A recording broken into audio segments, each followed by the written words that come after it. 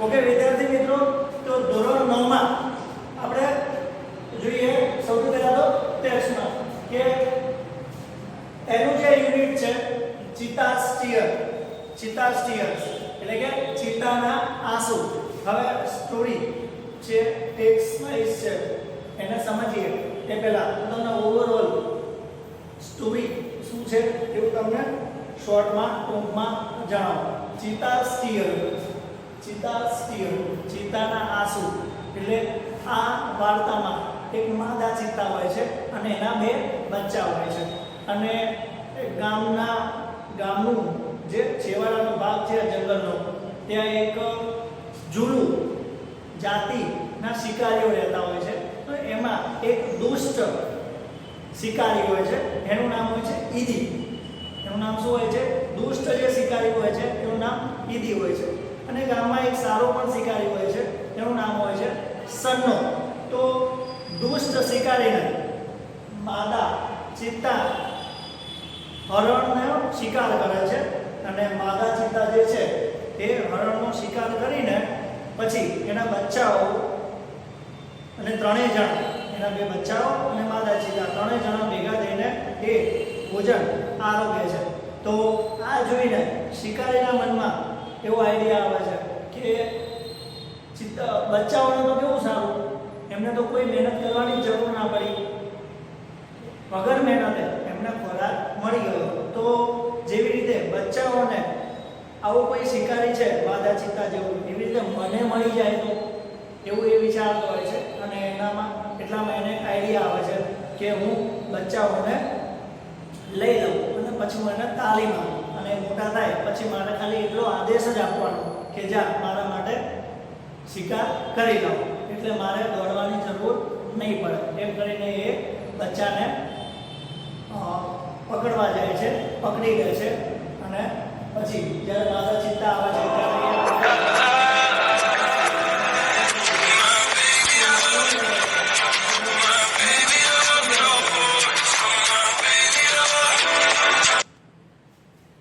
શું કરવા માંડે છે એ ખ્યાલ આવી જાય છે. આઈને જોવે છે તો ખબર પડી જાય છે કે આ દુષ્ટ કામ જે છે એ ઈદીનું જ હોઈ શકે, બીજા કોઈનું ના હોય.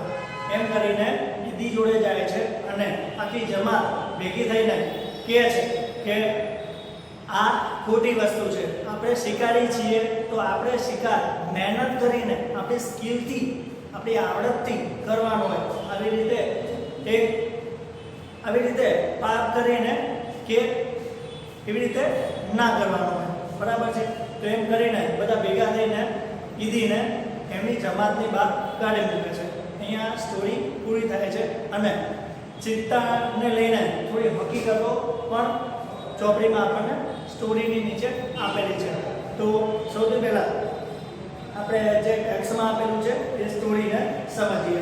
તો ટેક્સ્ટમાં જે સ્ટોરી આપેલી છે એમાં પહેલો પેરેગ્રાફ આપણે જોઈએ. પહેલા પેરેગ્રાફમાં શું લખ્યું છે? તો વિદ્યાર્થી મિત્રો તમે પણ સાથે સાથે ચોપડીમાં ધ્યાન આપજો કે જો પહેલો પેરેગ્રાફ, અને એવું નહીં કે આમાં ટેક્સ્ટ છે તો આપણે ટેક્સ્ચ્યુઅલની રીતે જ, બરાબર, ટેક્સ્ટની રીતે સમજીએ. આમાં સ્ટોરીની સાથે સાથે તમને ગ્રામરિકલ અને કોમ્પોઝિશન બંને સાઈડથી ઘણું બધું શીખવા મળશે. હવે 6, 7, 8 જે પ્રાઇમરી લેવલ ઉપર હતા તમે, એ તબક્કો નથી, બરાબર છે. હવે તમારે 10મું ધોરણ, 11મું, 12માં જે આવવાનું છે ગ્રામર અને જે રીતે સ્ટાઇલ આવવાની છે એ તમારે આ 9મા ધોરણમાં પહેલા દિવસથી અહીંયાથી શરૂઆત થઈ જશે. એટલે તમારે એક આદત પાડવી પડશે. શું આદત પાડવી પડશે? તો ઘણી બધી ઇંગ્લિશ રીડ કરવાની, બરાબર છે. મેક્સિમમ આમાં જેટલા બી વર્ડ્સ આવતા હોય એ વર્ડ્સ તમને આવડવા જોઈએ. મેક્સિમમ તમે વર્ડ્સથી જાણકાર હશો તો પેરેગ્રાફ પરથી જે ક્વેશ્ચન આન્સર હશે એને તમે સારી રીતે ગેટિંગ કરી શકશો અને આપી શકશો. તો એ બહુ જ મહત્વનું રહેશે તમારા માટે. અને એના સિવાય તમારે કોઈ કોમ્પો લખવો હોય, પેરેગ્રાફને સમજવો હોય તો પણ તમે કરી શકો છો. એવું નહીં કે આના વર્ડ્સ તમને આ ટેક્સ્ટ પૂરતા જ કામમાં રહેશે.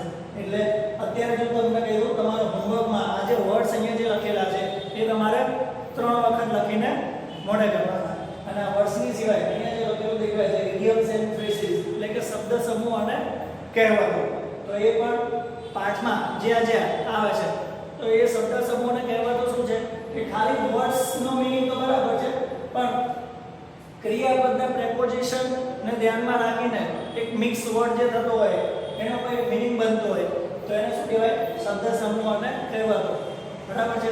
તો એ પણ જે આ પાઠમાં જે લાઈનમાં આવે છે એ અહીંયા આપણે લખેલા છે, તો એ પણ તમારે 3 વખત લખવાના, એ અલગ લિસ્ટ રાખીને લખવાના, ઇડિયમ્સ એન્ડ ફ્રેઝીસ કરીને આ વર્ડ્સ કરીને લખવાના.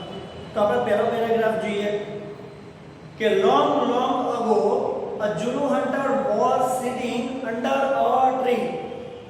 પહેલું સેન્ટેન્સ સમજવાનો પ્રયત્ન કરો અને સમજો, ખ્યાલ આવશે. લોંગ અગો મતલબ કે ઘણા સમય પહેલા. અ શું છે? આર્ટિકલ છે. આર્ટિકલ ટોટલ કેટલા છે? 3 છે. આગળ આવશે, ફરી એક વખત આપણે ગ્રામરમાં સમજીશું, 8માં સમજાવ્યું. ફરી એક વખત કે 3 આર્ટિકલ, તો એ એન અને ધ. એ આર્ટિકલ જે છે એ અને એન એ એક વચન આવે. ઝુલુ હન્ટર, ઝુલુ હન્ટર મતલબ કે એક ઝુલુ હન્ટર એક શિકારી. હન્ટર એટલે શું થાય? શિકારી. હન્ટર એટલે શિકારી. એક ઝુલુ હન્ટર હતો. was sitting under a tree. બહુ દિવસ પહેલા, લોંગ અગો ઘણા સમય પહેલા એક ઝુલુ શિકારી under a tree એક વૃક્ષની નીચે બેઠો હતો. his name was Idi. એ ઝુલુ શિકારી જે હતો એનું નામ શું હતું? ઈદી. he saw a large herd of deer grazing in lush green meadow. he saw બરાબર છે, see એટલે જોયું અને saw એટલે જોયું. see નું ભૂતકાળ છે, બરાબર છે, past tense છે. saw એટલે જોયું. he saw એને શું જોયું? ઈદીએ શું જોયું? deer herd, હરણનું ટોળું. લીલુંછમ ઘાસ જે છે, લીલુંછમ ઘાસનું મેદાન ને ચરતા જોયું. હરણનું એક મોટું ટોળું હતું, તો લીલુંછમ ઘાસનું જે એક મેદાન હતું, બરાબર છે, તમે જોયું જશે કે લીલુંછમ ઘાસનું મેદાન હતું એને ચરતું હતું. કોણ ચરતું હતું? હરણોનું ટોળું. આઈ થિંક તમને આ લાઈન ખ્યાલ આવી હશે, ફરી એક વખત બોલું છું. he saw a large herd મોટું ટોળું of deer grazing, deer એટલે કે હરણોનું ટોળું. grazing in lush green meadow લીલુંછમ ઘાસનું મેદાન ચરતું. આ એને જોયું. બીજા પેરેગ્રાફમાં જોઈએ કે શું થાય છે. he said to himself. સમજો, બરાબર છે, ઈઝી છે પણ તમને પેપરમાં સવાલ જવાબ સિવાય who said to whom તરીકે પૂછાઈ શકે. who said to whom ગુજરાતીમાં તમારે આવતું હશે કે કોણ બોલે છે, કોને કહે છે, બરાબર છે, એવી રીતે તમારે આવતું હશે, અથવા તો હજી આવશે પણ ખરું આગળના ધોરણમાં ગુજરાતીમાં. તો એવી રીતે ઇંગ્લિશમાં પણ આવે. હવે આવશે કે કોણ બોલે છે અને કોને કહે છે. જેટલા પાઠ ચાલ્યા હોય એમાંથી કોઈ પણ સેન્ટેન્સ આવે તો હવે જો he said to himself પછી શું લખ્યું છે? these deer are really wonderful. આ હરણો અદ્ભુત, ખરેખર અદ્ભુત છે. આ હરણો ખરેખર અદ્ભુત છે. તો આ સેન્ટેન્સ છે, આ વાક્ય છે કે આ હરણો ખરેખર અદ્ભુત છે. તો આ વાક્ય કોણ બોલે છે અને કોને કહે છે? આવું પરીક્ષામાં 1 માર્ક્સમાં પૂછાય. who said to whom કરીને નીચે એવું લખેલું હોય કે these deer are really wonderful. આ સેન્ટેન્સ કોણ છે, કોણ બોલે છે, કોને કહે છે?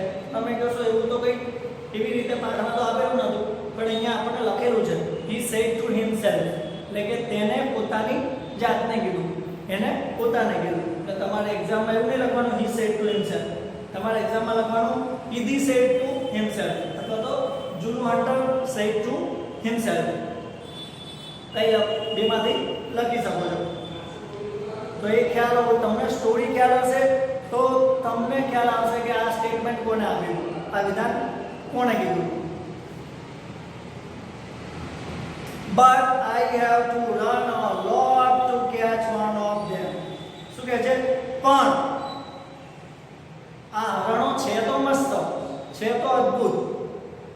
પણ આઈ હેવ ટુ પણ હેવ ટુ જે છે હેવ ટુ નો મતલબ શું થાય કરવું પડે છે હેવ ટુ ને મોડલ ઓક્સિલરીઝ કહેવાય મોડલ ઓક્સિલરીઝ એટલે સહાયકારક ક્રિયાપદ જેમ કે આવે છે કેન આવે છે કુડ આવે છે શુડ આવે છે બરાબર એવી રીતે વુડ આવતું હશે આવે છે તો આ બધા ને શું કહેવાય છે મોડલ ઓક્સિલરીઝ હેવ ટુ નો મતલબ થાય છે કરવું પડે છે જેમ કે તમે આપણે ગમે ત્યારે ઘણી વખત એવા સેન્ટેન્સ બનાવી કે ભાઈ મારે સવારે 6 વાગે ઉઠવું પડે છે તો મતલબ કહેવાનો મતલબ શું 6 વાગે ઉઠવું પડે છે મતલબ ઉઠવું નહીં આપણે પરાણે ઉઠીએ છીએ અથવા તો મારે સ્કૂલે જવું પડે છે મારે હોમવર્ક કરવું પડે છે મારે ત્યાં જવું પડે છે આપણી ઈચ્છા હોય કે ના હોય આપણે કોઈ કામ કરવું પડતું હોય તો ત્યાં શું આવે હેવ ટુ અને આઈ વી તે સાથે શું આવે હેવ ટુ અને હી સી ઇટ સાથે શું આવે હેઝ ટુ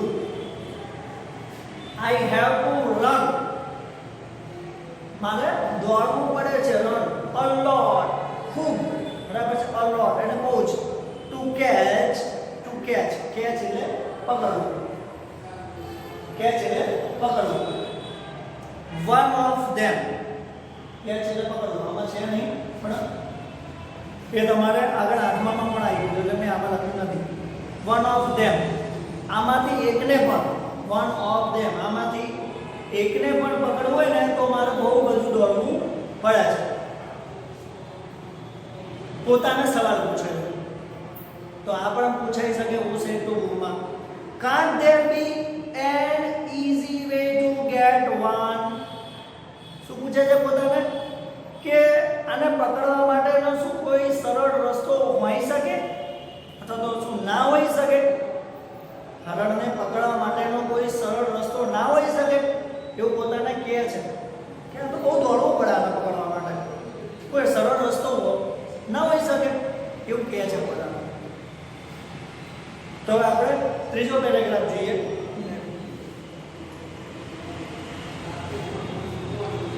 તો પહેલો અને બીજો પેરેગ્રાફ જે આપણે સમજ્યા કે long ago a Zulu hunter was sitting under a tree ઘણા ટાઈમ પહેલા એક વૃક્ષની નીચે બેઠો હતો બીજું શું કહે છે કે એનું નામ ઈદી હતું એને હરણના ટોળાને ચડતું જોયું અને બીજી લાઈનમાં શું કહે છે કે કેટલું અદ્ભુત છે પણ આ લોકોને પકડવા માટે તો શું કરવું પડે બહુ જ દોડવું પડે એકને પકડવા માટે કોઈ સરળ રસ્તો હોઈ શકે તો અહીંયા સુધી બે પેરેગ્રાફમાં વાત થઈ ત્રીજા પેરેગ્રાફમાં આપણે જોઈએ બસ આવી રીતે વિચારે છે અને ત્રીજા પેરેગ્રાફમાં શું આવે છે પહેલું સડનલી એટલે કે અચાનક સડનલી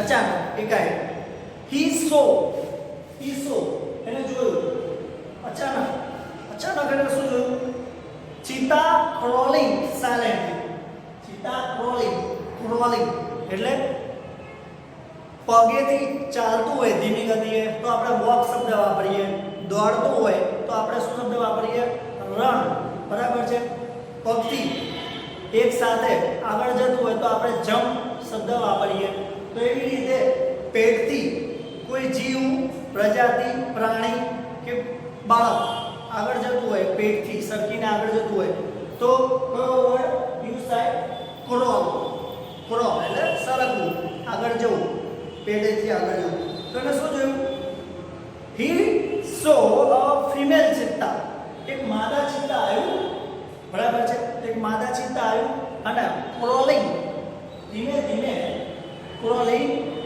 સાયલેન્ટલી ધીમે ધીમે ચૂપચાપ એક આગળ જાય છે ક્લોઝર ટુ ધ ક્લોઝર એટલે અહીંયા ક્લોઝરનો મતલબ ક્લોઝનો મતલબ બંધ નથી ક્લોઝર ટુ એટલે કે નજીક જાય છે ટુ ની તરફ ટુ એટલે ની તરફ કોની તરફ to the grazing animals grazing એટલે કે ચરવું જે ચરતા હોય છે બરાબર છે અહીંયા કે લખેલું છે ગ્રેઝ એટલે ચરવું તો બીજી વસ્તુ પણ તમે વર્ષની સાથે સાથે આ શીખો કે તમે જે વર્ષની આગળ ટુ લખેલું છે એ બધા વર્ડ જે છે એને શું કહેવાય વર્બ કહેવાય એને શું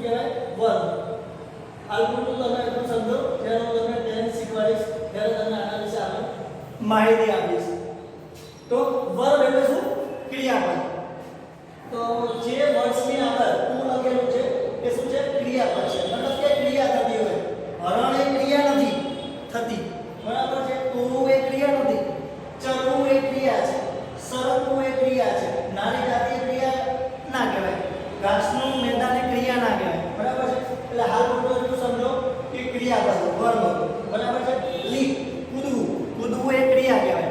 રન દોડવું એ ક્રિયા કહેવાય. વોક ચાલવું એ ક્રિયા કહેવાય. સી જોવું એ ક્રિયા કહેવાય. એટલે બધાને શું કહેવાય? વર્બ કહેવાય. એને શું કહેવાય? વર્બ એટલે કે ક્રિયાપદ. silently closer to the grazing animals, then she left. નજીક નજીક જાય છે અમુક લિમિટ સુધી, ના ખબર પડે ત્યાં સુધી. ખબર હવે એને લાગ્યું માદા ચિત્તાને કે હવે ખબર પડી જશે, એટલે then પછી સી એટલે માદા ચિત્તા left કૂદ્યું. લીપ એટલે કૂદવું, એનું ભૂતકાળ શું થાય? left. તો યાદ રાખજો, તમારે સાદો વર્તમાન સાદો ભૂતકાળ ચલાવી છે એ વખતે કોઈ સેન્ટેન્સ આવે જ્યારે સવાલ બનેલો હોય ત્યારે લેફ્ટ શબ્દ વપરાયો હોય. જ્યારે તમે સવાલ લખતા હોય, બરાબર છે, ત્યારે ડીડ નીકાળવું પડે, એટલે તમારે લેફ્ટનું મૂળ રૂપ લખવું પડે. એ વખતે તમે લેફ્ટનું લેફ્ટ જ લેવા દો તો બોર્ડ રાઉન્ડ કરીને સાહેબ અડધો માર્ક્સ કાપે, બરાબર છે? એટલે ધ્યાન રાખવું આ બધી વસ્તુ કે કયો ભૂતકાળ છે, કયો મૂળ ક્રિયાપદ છે. એટલા માટે અહીંયા લખ્યું છે કે લીપ. લીપનું ભૂતકાળ થાય લેફ્ટ. શું કહે છે? સી લેફ્ટ એન્ડ ક્વાટ. કેચ એટલે પકડવું, આપણે સમજાઈ ગયું, તમને કીધું, લખ્યું નથી. કેચ એટલે પકડવું અને ક્વાટ એટલે પકડ્યું. કૂદ્યું અને પકડ્યું. માદા ચિત્તા આવ્યું અને એક હરણ ઉપર કૂદ્યું અને એને પકડ્યું. અડિયર એક હરણને. આફ્ટર સમ ટાઈમ થોડા સમય પછી એ હરણને પકડ્યું ને પછી થોડા સમય પછી હર ટુ યંગ કબ્સ, નાના બચ્ચાઓ, her to young cubs, cubs એટલે બચ્ચાઓ, came out of the bus, જે જાળી હોય, બરાબર છે, વૃક્ષથી નાનો જે ઘાસનો ઉપરનો ભાગ જે હોય તેને સંતાડ્યા હતા બે બચ્ચાઓને. માદા ચિત્તાએ એના બે બચ્ચાઓને સંતાડ્યા હતા. તો કેમ આઉટ એટલે બહાર આવ્યા બે બચ્ચાઓ. દે ઓલ એન્જોય. દે એટલે દે ઓલ એન્જોય. દે એટલે તેઓ. તો અહીંયા તેઓમાં કોણ આવે છે? બે બચ્ચા અને માદા ચિત્તા. તો એ ત્રણેય જણાએ all enjoyed their meal. Meal એટલે ખોરાક. એમને એ લોકો એમનો ખોરાક ત્રણેય જણાએ ભેગા થઈને એન્જોય કર્યો. તો અહીંયા તમારે પહેલું કે અહીંયા સુધી મીલ સુધી આ વિડીયોને લઈને તમારું હોમવર્ક શું કરવાનું છે કે તમારા હોમવર્કમાં શું છે? આ આટલા વર્ડ્સ જ્યાં સુધી આ ત્રણ પેરેગ્રાફ છે, ત્રણ પેરેગ્રાફના